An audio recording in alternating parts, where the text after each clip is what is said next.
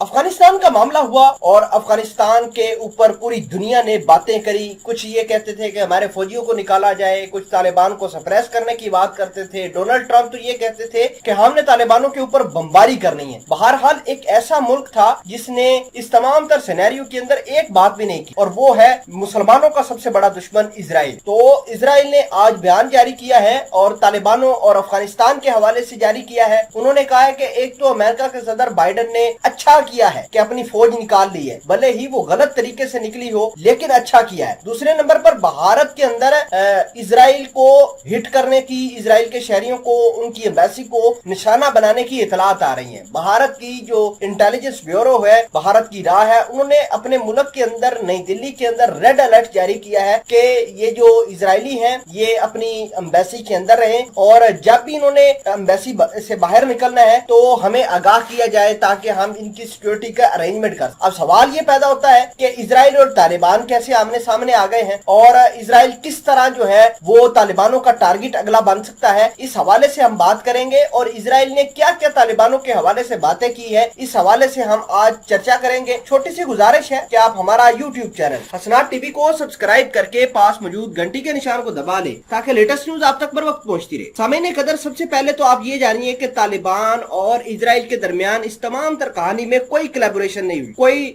Opposition नहीं हुई। ना तालिबानों ने इजराइल के खिलाफ अभी तक बोला है, ना इजराइल ने तालिबानों के खिलाफ अभी तक बोला था। आपको ये बता दें कि अब सामने आए हैं मामलात और इजराइल ये कहता है कि तालिबान बहुत बुरे हैं, ह्यूमन राइट्स की वायलेशन करते हैं, और अमेरिका ने अच्छा किया है कि बाइडेन यहाँ से निकल गया है अपने फौज लेकर, वरना हालात बहुत बुरे हो सकते थे। लेकिन हम एक छोटा सा सवाल पूरी दुनिया के सामने रखते हैं, क्या इजराइल खुद ह्यूमन राइट्स की वायलेशन नहीं करता? तालिबानों ने कौन सी ह्यूमन राइट्स की वायलेशन की है? किसको बेवजह मारा है इन्होंने? हमें जरा उसका बता दी। और इजराइल ने किसको छोड़ा है? सारे निहत्ते और जो है छोटे बच्चे वो तो फलस्तीन के अंदर शहीद कर रहे हैं ये इजराइल वाले। जब से तालिबानों ने ये कहा है कि हम जो है कश्मीर को सपोर्ट करेंगे, सुहेल शहीन का बयान आया, जबीउल्लाह मुजाहिद का बयान आया कि हम कश्मीर को जो है सपोर्ट करेंगे और जहां तक हो सकेगी इनकी आवाज उठाएंगे, तब से भारत की आईबी ने एक इंटेलिजेंस रेड अलर्ट जारी किया है और कहा है कि इजराइल के लोगों को मारने की इतलात आ रही हैं, प्लान बनाया जा रहा है अफगानिस्तान के अंदर। और आपको ये भी बता दें कि